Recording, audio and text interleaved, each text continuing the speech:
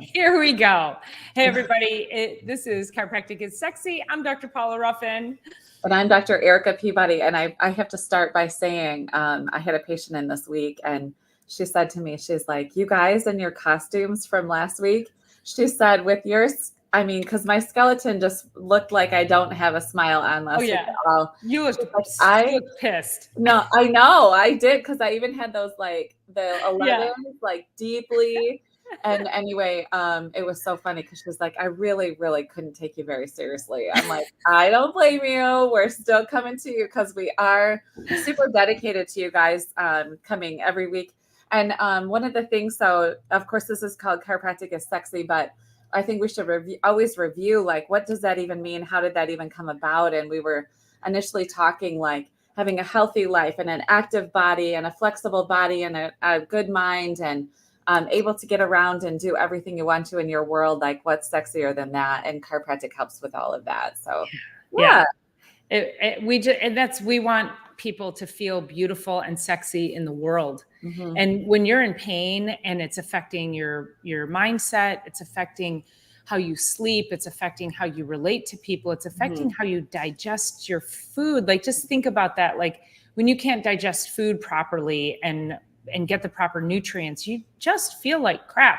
Mm-hmm. So when you feel great, you stand taller, your eyes are brighter, your spirit is bigger, how you relate and connect to people is just that much bigger. And it's sexy, isn't it?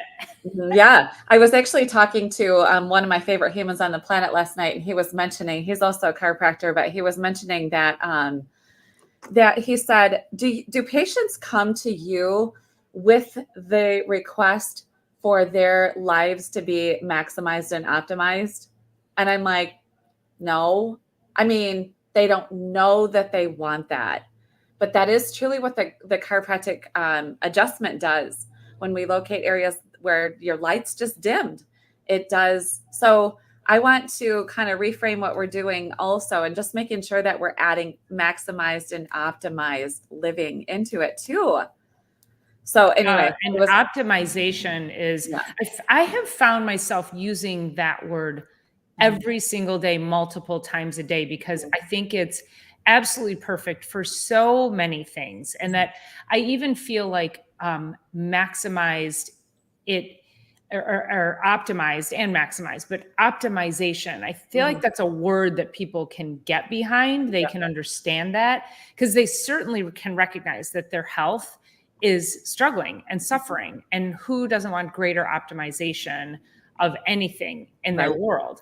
And so it's not about, like when we think about, let's think about like a medication, and let's just say it's high blood pressure medication. So you're actually lowering your blood pressure if you have high blood pressure. And of course, this is not to say go off your high blood pressure medication. I'm just simply utilizing this as an example. Right. But when you take a pill and you lower something to get it to a more, what medicine would call an optimal state, that's not optimizing anything. Yeah, what that forces is other things to go like this. It does not live in a vacuum. So if you push blood pressure down, your pulse rate might go up, or your kidneys might be on overdrive because you might be on a water pill. There are processes in your body that you are throwing way off. So us delivering the message, but society has been trained to live in a bubble, to live in a minimalistic bubble of, I have one thing and I need to take care of that one thing. That's not how it works. You have to optimize all the systems in the body, not just shove something down. And then we have a pill for that and a pill for that and a pill for that, as everything else goes haywire in the system. So really, you should be asking yourself, how can I optimize the system? Right. Not just, how can I lower my blood pressure? That's a very minimalistic view. Yeah. And you had mentioned, like, so that the MD gets you into an optimal state. I would never call that part optimal. I would call that on the charts. Yeah. But here's the thing. If your body is hitting 140/95, something like that. So let's just, obviously, quote unquote, normal is 120/80, systolic over diastolic. Average. That's average, Yeah, not normal, right? We can right. talk about And those so if words. you're up high from that and you take a pill to bring it back down to get you on the charts where you're supposed to be, and you call yourself healthy at that point, like there's a real cognitive dissonance there that not everybody is realizing that there's a dissonance. Like it's like, oh, but my blood pressure medication brings it down. I had this woman in this morning. She doesn't speak very good English. Her daughter or her granddaughter brought her in, sorry. And she's on, she said, I'm on blood pressure medication and depression medication. And she said, but the good thing is that at least I'm not diabetic. But I got to tell you, from her middle of her lumbar spine, all the way through her glutes, all the way down till like her legs begin, the level of storage of just toxicity and inflammation in that area, because a lot of those things are processed and stored. A lot of toxins are stored in like the hips, pelvis area. She was like tender to the touch. And I said, so how long has this been going on? And she didn't come in for optimization of her system. She came in for pain of 30 years. 30 years. I said, do you ever have pain-free days? Nope, never have pain-free days. And then I asked her on a scale of 1 to 10, where is her pain and discomfort? And she had said, it's right here somewhere. We have an 8 on a pain scale, 1 to 10. So even just that alone, the level of stress hormones, and also, her blood pressure would go up just naturally from that much pain. And then, okay, then we like, it can't work like that. It doesn't work like that. And our body is never making mistakes. It's making compensatory moves because you've made such a mess with yourself, but it's not making any mistakes. So that high blood pressure is not a mistake. It's not something to be like, let's just erase that number and pencil in something lower by putting you on this chemistry. Well, and you bring up a great point too, because once you're medicated, now you are under the delusion, and I'm not calling anyone delusional, but this is a delusion, an illusion put forth by the medical model that you're fine now, that you are optimized. And so oftentimes, and you may have experienced this too, is where we have to actually ask people these questions because society, again, as we've been deluded into thinking that when we take these pills, we're now regulated. I guess, and even regulated isn't even a good word for it too. I don't even know where to land this word. We're just in the charts. That's it. We're just in the chart. Yeah, that's it. And so the delusion is that, oh, I'm fine because I'm medicated for it. And those words have actually come out of patients' mouths. They're like, oh, that's not a big deal because I'm taking medication for it.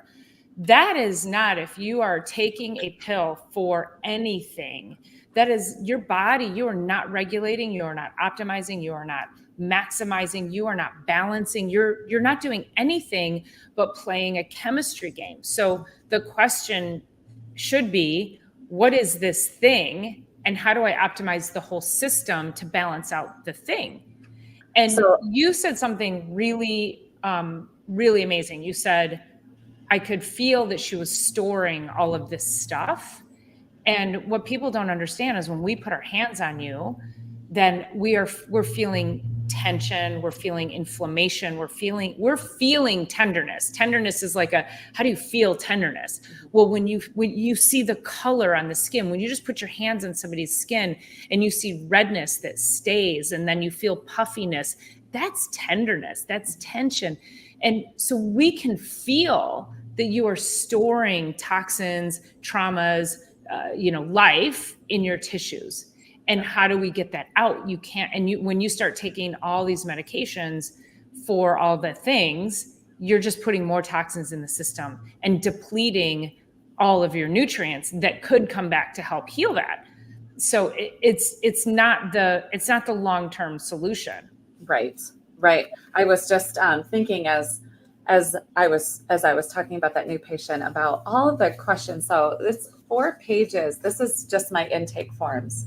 So 4 pages, but I'll go over this in case some of you aren't at the chiropractic office, because I had a new patient on Tuesday and she said, great questions, but they're nothing special. However, they are all encompassing. So if you're going into your MD's office, it probably looks something similar, although not all of it's addressed. But first, why are you coming in? Who can we thank for referring you to us? And then is there anything about your nervous system or your spine that we should know right up front? Your level of commitment to your life and well-being, your food, breakfast, lunch, dinner, snacks, water intake, fluid intake, sleep, exercise, what kind of exercise, how often, how are your family relationships, what type of work do you do, how often do you make it on vacation, any recreational drugs or over-the-counter drug usage, play and recreation activities, health related things. And then there's a whole list of symptoms, headaches, high blood, blah, blah, blah, blah, blah, all that. Then it goes to birth trauma, slips and falls, car accidents, sports injuries, repetitive movements, postures, sitting.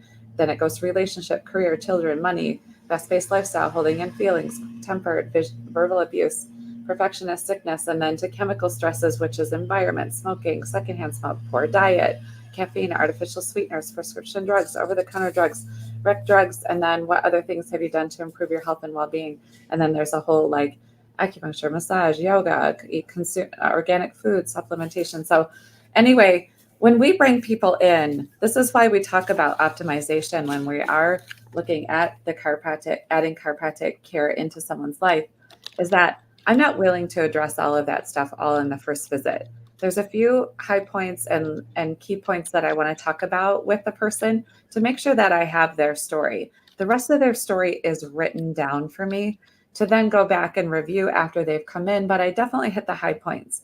And I'm not here to fix all that stuff, but what it does, it's such great questions because people are finally, they have to be accountable, at least to these 4 pages of paper. What are we doing? How are you? How are you doing it? What does your breakfast? What are you eating? How much water are you drinking? What are you exercising? Are you exercising? And so anyway, as chiropractors, we're obviously looking to the spine and the information superhighway, but then how's the rest of your life put together, coming together, doing on a daily basis? So anyway, it's and I love that because you're bringing awareness to people. And so many people just go through blindly day to day, accepting what they're feeling, accepting how they're living, making excuses, lying to themselves. Really, frankly, you know, we've had this conversation when people are like, I don't know what to do. I'm too confused. And it's a confusing world out there. So I'll give you that. But then still stepping forward into knowing, if you don't know what to do, you still know what not to do. So you're drinking soda every day, eating fast food, you're not exercising, you're, it's, you know what not to do. So all of that, you know, is not optimizing your health. So you again, you may not know what to do, but you can start eliminating the things that you know are not serving you as well. Yep, absolutely. And also just getting movement in. Patients will come in and they'll say, I didn't even do Get up anything. and walk. What's the problem? I mean, you know, I talk about that so often, as I'm sure you do too, is that, you know, people, you and I do a lot of activity. Dr. Eric and I are incredibly active humans. We would love for everyone to be as active as we are, but we also understand that everybody is coming from a different place, a different starting point, a different mindset. But I always say walking is the cheapest and easiest thing that you can do. Get up and move and walk. My office, if I showed you guys my office, it's not huge, but the space that I have to go back and forth to my adjusting area to where I'm sitting right now is maybe 30 feet, maybe. Wouldn't you say, Erica? Maybe. Yeah. I can put on 15,000 steps in a day by being in this office in that little run. So you don't need a whole thing. You just need to get up and start moving. And, you know, if you work from home, just get up and move through your house. Get up every 15, 20 minutes and just take a lap. And you will be so surprised at how much that builds up at the end of the day. Absolutely. Yeah. I've shared this before, but before I had my Aura ring, which is a tracking device to both Dr. Paula and I, track with the Aura ring. But anyway, I used to get to the end of my days, and let's just be honest, in the fourth decade of life, it was kind of finishing the third decade and starting into the fourth decade of life that I started with the Aura maybe like 5-ish years ago, something like that. And I would get to the end of my days, and I would want to go to the gym. I would want to go and make something happen and go lift weights and get a run in or something like that. And then I would watch my tracking device. And my office, I have a bigger adjusting space, but I have a humongous building here in town. But between here, my desk, I have an adjusting room through there, and then another one through that room. So I have a family room with 2 tables in it, a single room here. I have a laser bay here too. I would be already to 10,000 steps by the end of my day of just between here, just like Dr. Paula said. So then it's like, yeah, I could also go to the gym and make something happen and go for a run and do whatever. But I'm like, no wonder I feel this way. Like I don't want to, because sometimes we can do too much too. Like for me, that was going to be too much for my system to deal with, because I still have to go home, walk the dogs, do all that stuff too. So not that I don't want to get more steps than that, but there is that medium place where I don't need to get down on myself, because I've already done, 10 to 12,000 steps just here alone, like you said. And, we need to do that for, really for not only our health, but for our sanity too. Not just vanity, but sanity. So anyway, it's eye-opening once you start to track things and you start to be able to chart things out and really know where you are rather than playing a guessing game. So, And I love the feedback. I think sometimes we can get a little obsessed with it. I know I'm like, I slept better than that. Like I find myself yelling at my stats sometimes, or, or like it'll tell me that I really slept well. And I'm like, I didn't sleep that good, like I'm constantly yelling at it. No, but it's in general, I do think it's good to have that level of feedback. And, and also we have to remember that what we experience emotionally in a day, because we're taking sick people and making them well. We are having to stay in a very optimistic mindset all day long. We have to have empathy. We are constantly, and it is about them. So we spend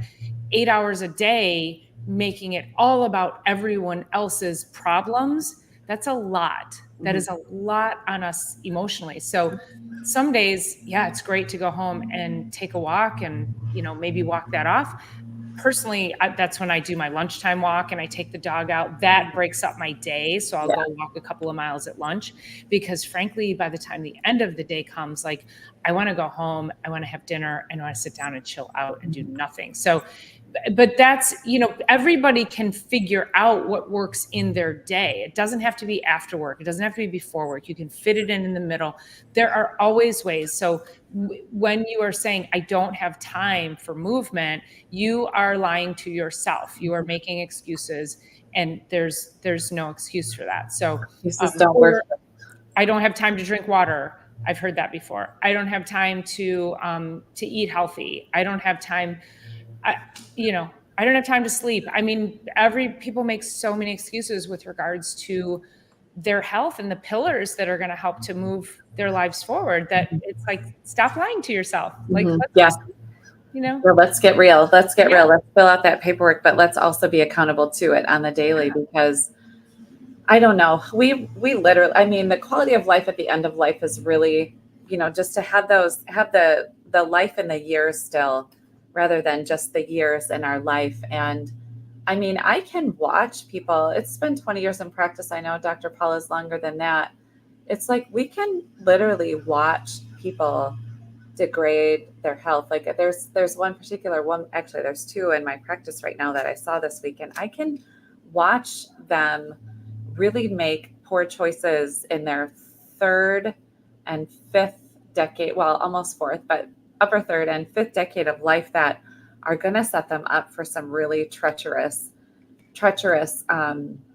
quality of health at the end, or even not that far from now. And one of them actually turned to me. She was here on Monday, was it Monday or yesterday? I think it was Monday. And she said, okay, doc, so after Thanksgiving, now mind you, she already has a little bit of tremors going. She's in her early 5th decade of life. I'm not even exactly sure. I could check actually real quick. Let's see. I was just going to look it up really quick. So we have some, she's okay, 59 years old. And so not early 5th decade, but later 5th decade of life. And she said to me, after Thanksgiving, doc, I really need to go on a diet.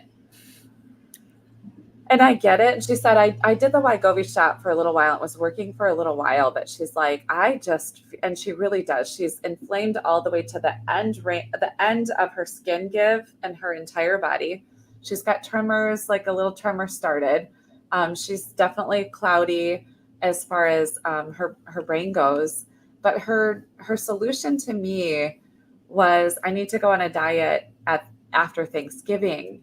And I'm like, it's now, sister. Like it's now, and it's actually yesterday, and it's actually months ago, or maybe even years ago. And so I understand that these holidays are really fun, especially Thanksgiving. There's like the feast around it. It's so awesome. And all of that. But one thing that we really and help people to understand is, like, if you can go into a big holiday like that with a little bit of a deficit, or a bunch of greens on your side, or a ton of water, or those kinds of things, we can make better choices during, and that's going to help us to not completely slam our health right into the ground just for one meal. But I'm thinking, this woman, and I just say what I can and share what I can, but I'm like, you got to get on it now, sister, especially if you can say it out loud. And there's honestly, no excuses work at my office anymore. I'm sorry. And it's up to us to make sure that we keep people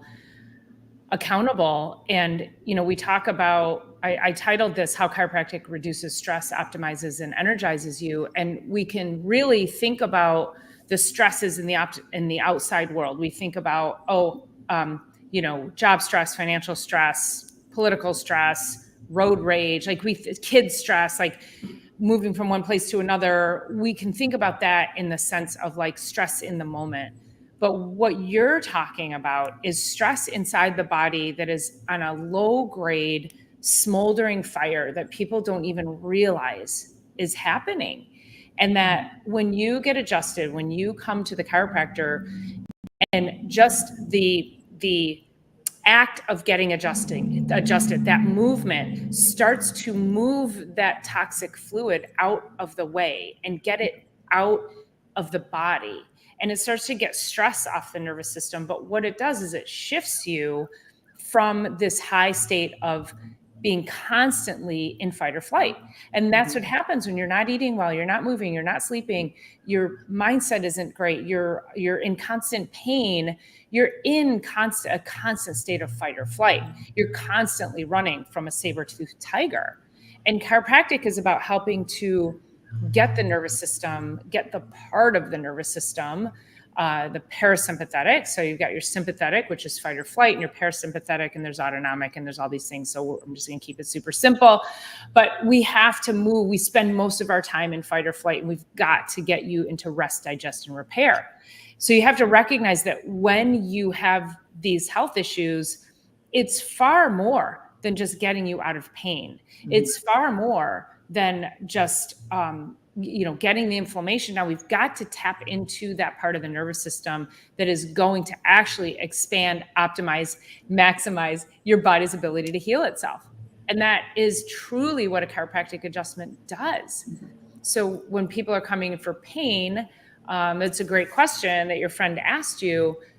I think I don't think enough people in this world recognize that that's what chiropractic is. I think that's a very small part of the population that comes to us. We can see it in our practices. We have people who get it, but the majority of people come for pain relief. And then it's up to us to educate them through that process. And so I feel like we are the portals for people to understand what optimizing and maximizing health is. But no, they don't come in for that. But wouldn't that be great if our practice was full of all those people, It right? would be great. And that's literally, I mean, I have, we all have our own little aches and pains or whatever. And I have been dealing with a little bit of like a hip discomfort over the last couple of weeks from playing, honestly, from playing too hard in the water over the summertime. And not only am I getting adjusted because of that, but I'm always getting adjusted. I'm always getting my spine checked and worked with. And yes, it would be amazing.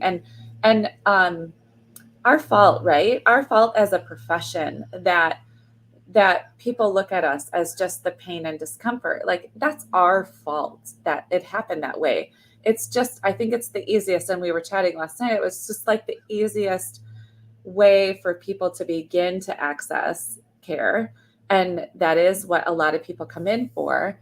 And then they choose some sort of regular care of their spine and nervous system. Much like when you go to the dentist, you don't just go when you have tooth pain. You just go to make sure that your teeth are doing what needs to happen in your mouth for your health. And so, yeah, as important as the teeth are, as important as the arms and legs and your regular physical exam, if that's what you want to go in for, and be sure that your spine is the most critical because it's the information superhighway that controls and coordinates everything. And so the body is supposed to be self-healing, self-regulating, be able to maintain itself in proper existence. It's just a matter of what are we eating? How are we moving? How much water? How much rest? What kind of mental attitude do you have? And are you getting yourself adjusted? Like it's always back to those 6 pillars that we come over and over and over again.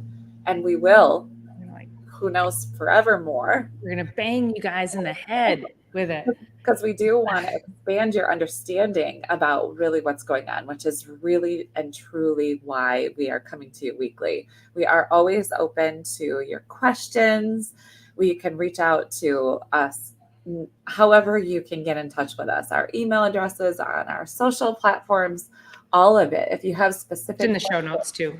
Ways to reach us is in the show notes. Yeah, everything's there too. So I was just thinking, like, if there are specific questions that you guys have for us, we would also love to be able to answer those. So the stresses this week, obviously for so many, it's real. Everyone's coming in yesterday on Wednesday, the day after election. They're like, I'm so tired. I'm like, the whole world's tired. I know. Just from yesterday, not just from the day before, but just from the months leading up to this, and what are you doing for your nervous system this week? That's our big question to you. How are you using your adjustments and your self-care and, your food and your water and getting outside, go for a walk, hug trees, lay in the grass, you know what I mean? Like do something to help regulate that stress because that's just the beginning. It's not the beginning of the end, but it's the beginning of a big shift for everybody. And we're going to be kind of speaking about that going forward. So yeah, we have to, again, this is why we're here. We have to get more people to understand this is about optimization. And I think we miss also, we miss the mark on so many things. Dr. Eric and I we're so passionate about this and we still miss the mark, but there are a lot of chiropractors out there who are very neck and back pain focused, and that's fine. There's a place for them. So then when people come to us though, quick, just contrast is you might go to, there's these places that offer chiropractic care for like 20 and 30 bucks. You can just walk in, get an adjustment. You don't need an examination. You don't need x-rays, and you just go get cracked. That is the complete opposite of how Dr. Erica and I practice. I'm not going to say I agree or disagree. Again, I do think that there's a place for that, but that's not everybody's place. Mm-hmm. And so when people come to us and we say, okay, we need to do an exam, I take x-rays, and then we want to put people on a program to help optimize. We understand the concept of optimization. And when you tell us that you have a goal to get fit, to get better, to feel better, to lose weight, to not be in pain, to be able to move, play with your grandkids, when you tell us you have that goal, and we then say, okay, you're going to need X number of visits over X amount of time, and it's going to cost X amount of money. And a lot of people are like, oh, like they get frustrated because it's going to take time to unravel the shit you brought to the table. Yeah. So that's a really difficult narrative for us to navigate through when we have people who are like, well, that chiropractor, I can just walk into them and pay $20 and I can go whenever I want. It's a completely different philosophy. It's a completely different approach to, I'm not even going to call it healthcare. It's just cracking backs. Again, not going to say it's good or bad, but we just have a different approach to it. We understand that how we practice is really tapping into your best life and your best body and your best nervous system and giving you your next best years of your life. Yeah, for sure. I also am, there's so much more that we could say about it, but I do have to say, if you're looking for somebody like Dr. Paula or I'm going to recommend that you, go to the office, go call the office, but also go to the website, figure out exactly what that chiropractor is all about, because, there's some of them, like Dr. Paula is saying, there's lots of different ways that chiropractics practice, but a $20 discounted healthcare in general isn't a good idea. Like, it's not a good idea. If you want to get, like a $20 gift certificate for a massage or something like that, that kind of discount is, like if somebody's offering something like that. But if people are offering a deal on chiropractic care, I'm going to just go ahead and say no to that and look for somebody with a lot of years of experience and a good, obviously, reputation ahead of time. But we're not looking for deals on health. You can look for deals at the grocery store. You can look for deals at Costco. You can look for sales at TJ Maxx and stuff like that. But let's go ahead and not look for that, because there's something there that is, I don't know, it's a little bit off. So anyway, well, where's your thoughts and your investments? Yeah. And when you're discounting, I mean, you don't go to the medical doctor and say, oh, can you give me a discount on, my first visit or whatever. Yeah. And also we get, and we've done this, I'm going to say I'm going to assume you did it early on as well, but I did this early on in practice, where I did the discounted thing, and I found that all you got were the tire kickers, $40 first visit or whatever. That's all you got. They came in once because they wanted to know what you had to say, and then they didn't give two rips about what it required to get well from that. They just want to hear the information and then take it and go about their life and continue on in their own misery and not take action against it. So this way, when we're like, no, this is going to be an investment in time and money. And when people make that investment, then they connect to it. They care about it. They tap into it, and they start to actually make really positive changes. And that is truly how, we are trying to really get people to understand that stress level can be managed through chiropractic care very simply, but it does require a commitment. Absolutely. So we're going to wrap up for today. We love joining you guys every Thursday. It's been a blast. I think we're definitely rounding out or beyond our first year. Yeah. We have to see when our 1-year anniversary is, and then we have to have a party. Yeah, we have to have a party. We have to do a 1-year anniversary party. Okay. Yes. We got to do that. We got to figure out some giveaways and things like that. So yes, we'll do it. Right. Let's give some stuff away. All right. Sounds good. All right, you guys. We'll see you next week. Yeah. See you. Bye. Peace.